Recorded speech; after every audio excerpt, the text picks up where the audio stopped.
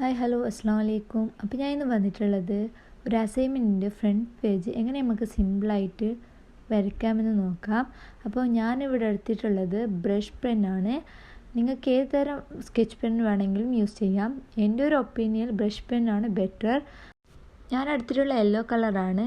നിങ്ങൾക്ക് ഇഷ്ടമുള്ള കളർ എടുക്കാം. എനിക്ക് കുറച്ചുകൂടി ഈ അസൈൻമെൻറ്റ് ഫ്രണ്ട് പേജെല്ലാം ചെയ്യുമ്പോൾ യെല്ലോ കളറാണ് കുറച്ചുകൂടി ഇഷ്ടം. അതുകൊണ്ടാണ് ഞാൻ യെല്ലോ കളർ എടുത്തിട്ടുള്ളത്. രണ്ടാമത് എടുത്തത് ഡാർക്ക് ഗ്രീൻ ആണ്. ഞാൻ പറഞ്ഞ പോലെ നിങ്ങൾക്ക് ഇഷ്ടമുള്ള കളർ എടുക്കുക.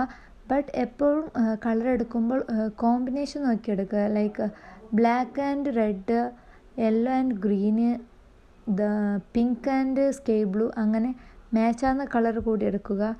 അതാകുമ്പോൾ കുറച്ച് കൂടുതൽ അട്രാക്ഷനും ഹൈലൈറ്റായിട്ട് കാണും. ഇതൊരു സിമ്പിളായിട്ടുള്ളൊരു ഫ്രണ്ട് പേജാണ്. കുട്ടികൾക്കെല്ലാം ഈസി ആയിട്ട് വരയ്ക്കാൻ പറ്റുന്നത്, പാരൻസിൻ്റെ സഹായമില്ലാതെ ഈസി ആയിട്ട് വരയ്ക്കാൻ പറ്റുന്ന ഒരു ഡിസൈൻ കൂടിയാണ്. ഇപ്പോൾ കോളേജ് പഠിക്കുന്ന കുട്ടികളാണെങ്കിൽ സ്റ്റുഡൻസ് ആണെങ്കിൽ അവർക്ക് കുറച്ച് കാണാൻ കുറച്ച് സിമ്പിളും അട്രാക്റ്റിംഗ് ആയിട്ടുള്ള ഡിസൈനായിരിക്കും കൂടുതൽ ഇഷ്ടം. അങ്ങനത്തെ ഡിസൈൻ വേണമെങ്കിൽ കമൻറ്റ് ചെയ്താൽ മതി. അടുത്ത വീഡിയോ അങ്ങനത്തെ ഒരു വീഡിയോ ആയിട്ട് ഞാൻ വരാം.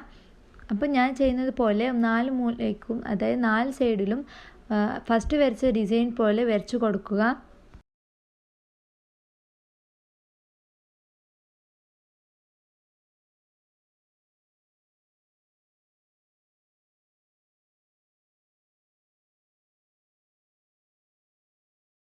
നാല് സൈഡ് അങ്ങനെ വരച്ചതിന് ശേഷം ഒരു ജെൽ പെന്നോ അല്ലെങ്കിൽ ഒരു ബ്ലാക്ക് മഷി എന്തെങ്കിലും ആവും, സ്കെച്ചോ എന്തെങ്കിലും എടുത്തിട്ട് ഞാൻ വരയ്ക്കുന്ന പോലെ വരച്ചു കൊടുക്കുക. എൻ്റെ കയ്യിൽ ഇപ്പോൾ സ്കെച്ച് ഇല്ലാത്തത് കൊണ്ടാണ് ഞാനൊരു ബ്ലാക്ക് ജെൽ പെൻ എടുത്തിട്ടുള്ളത്.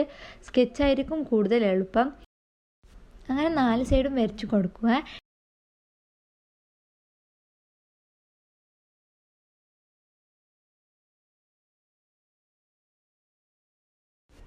നാല് സൈഡ് ഡിസൈൻ വരച്ചതിന് ശേഷം ഞാനൊരു സ്കെയിലും പെൻസിലും എടുത്തിട്ട് നടുവിലായി ചെറുങ്ങനെ ഒന്ന് വരച്ച് കൊടുക്കുന്നുണ്ട്.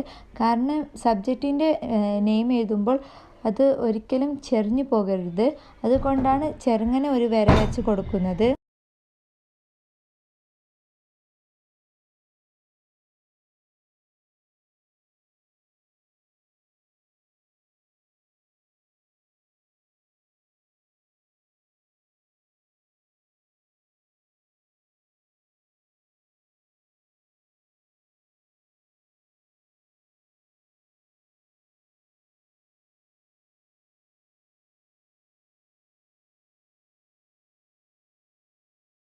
പെൻസിലിൽ മുഴുവനായി എഴുതി കൊടുത്തതിന് ശേഷം ഒരു ബ്ലാക്ക് മഷി പെന്നോ ജെൽ പെന്നോ അല്ലെങ്കിൽ സ്കെച്ചോ യൂസ് ചെയ്ത് അതിൻ്റെ മുകളിലായി ഒന്ന് എഴുതി കൊടുക്കുക.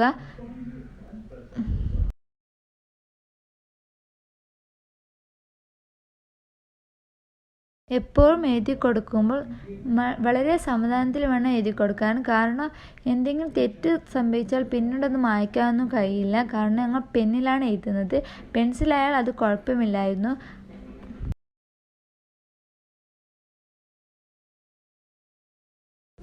അങ്ങനെ മുഴുവൻ എഴുതി കൊടുത്തതിന് ശേഷം ഞാൻ വരയ്ക്കുന്നത് പോലെ ഓരോ സൈഡിലും എക്സ്ട്രാ ഒരു ലൈൻ വരച്ചു കൊടുക്കുക.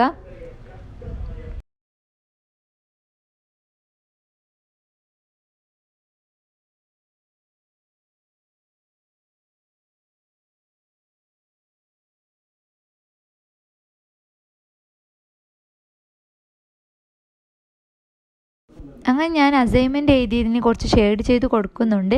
നിങ്ങൾക്ക് വേണമെങ്കിൽ രണ്ട് എന്താ പറയുക, രണ്ട് എഴുത്ത് വേണമെങ്കിലും ഷെയ്ഡ് ചെയ്ത് കൊടുക്കാം.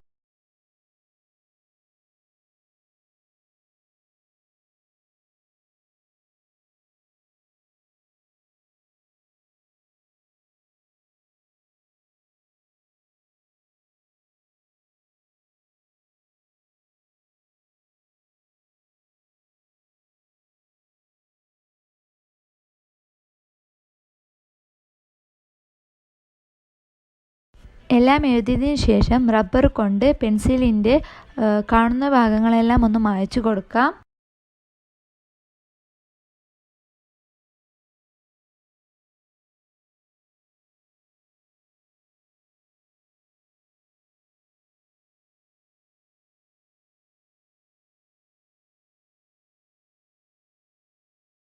So this is the final look. നിങ്ങൾക്ക് എല്ലാവർക്കും ഇഷ്ടപ്പെട്ടെന്ന് കരുതുന്നു. ഇതൊരു സിമ്പിൾ ഫ്രണ്ട് പേജാണ്. അടുത്തൊരു വീഡിയോ വീണ്ടും വരാം. ടാറ്റാ.